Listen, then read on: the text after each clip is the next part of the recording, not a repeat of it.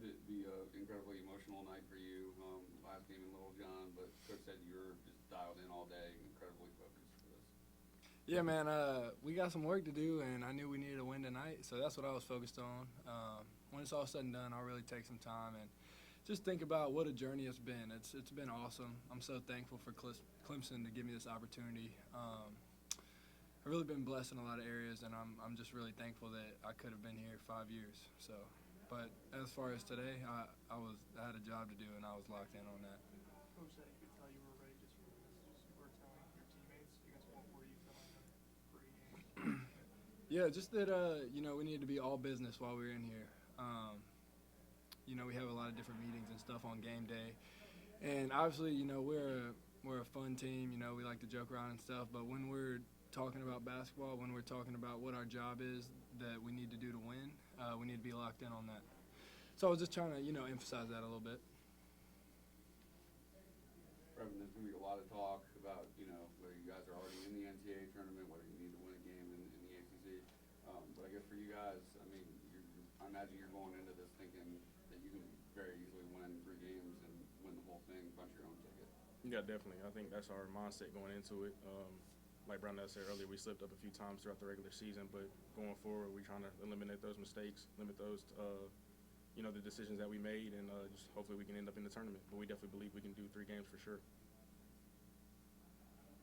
Do you feel like, you played a lot of ACC ball. You feel like this ACC tournament's wide open, that any 5 or 6, 7 teams can win it? Oh, I feel like that in any conference of basketball. Obviously, I played mid-major for a few years, and obviously I know how stressful it can be being in that situation, fighting for an NCAA tournament bid. So, yeah, it's definitely a stressful situation in any locker room that you're going to be in. It's obviously win or go home. So with that being said, we got to just make sure that we're locked in and focused, and this guy to my right is going to make sure that we are. Well, both of you, do you think like you've already, your resume should speak for itself, that you shouldn't have to go into the tournament, trying to get into the other tournaments?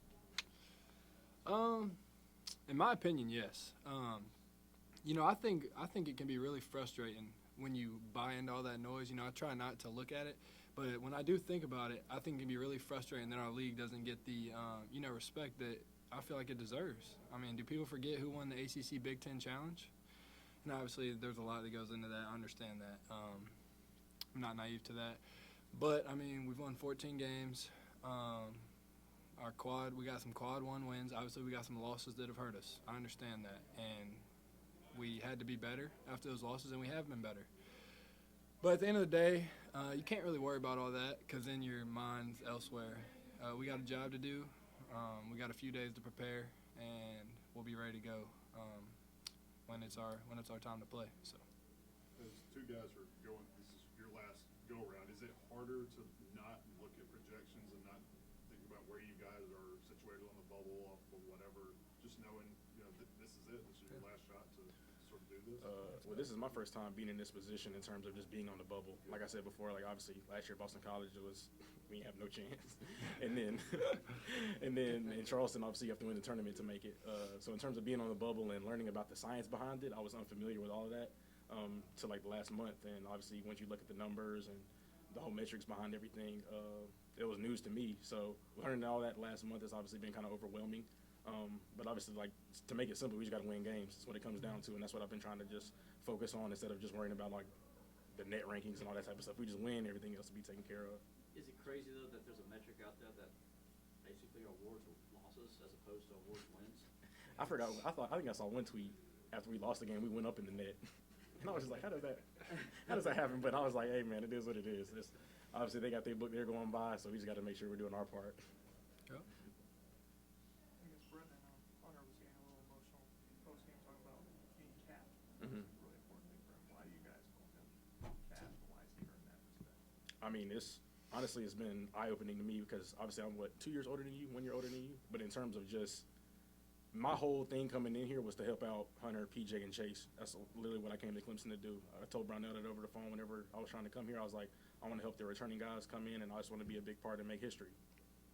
So with that being said, obviously once I got here, first couple of conversations I had with Hunter, I saw where his mindset was, what he wanted for the team and his vision, and I was all behind it. That's all I wanted to do. I came here to win, came here to make the tournament and end on a high note for my final season. And just seeing him work is probably one of the hardest workers I've seen. And like what Brownell says is facts, like all facts. Like one of the best leaders that I've been with in terms of just coming together, not folding, just being resilient the whole time, and not having to worry about just the outside noise. Like he preaches that big. Like obviously it's easy to get on Twitter, Instagram, and see everything, but he pretty much just lets the team know, like, we got to go, we're going to lock in, and we got to just be there, be where our feet are pretty much.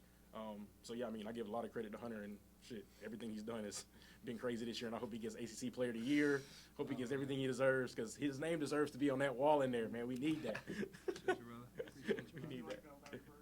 Yeah, he called him Larry Bird. Larry Bird, that's funny, though. That was funny. Once I found out the backstory to that was hilarious. Hunter Brevin scored 28 up in Raleigh the other day. I mean, you had 4 guys that have had games like that throughout the season. How difficult is that for opponents when you have so many guys that can really take over a game? Yeah, man, it's hard. I've been saying all year we got a lot of weapons. Any given night, it can be any of our guys really can go off and be a big factor in our wins. But, yeah, man, I'm really proud of him. He's a great player. He's put a lot of work in over the years. And for him to have that success, and that was a big game for us. So I was really proud of him. And there's more to come, man. We got some work to do, and we're going to get it done. Any more questions for these guys?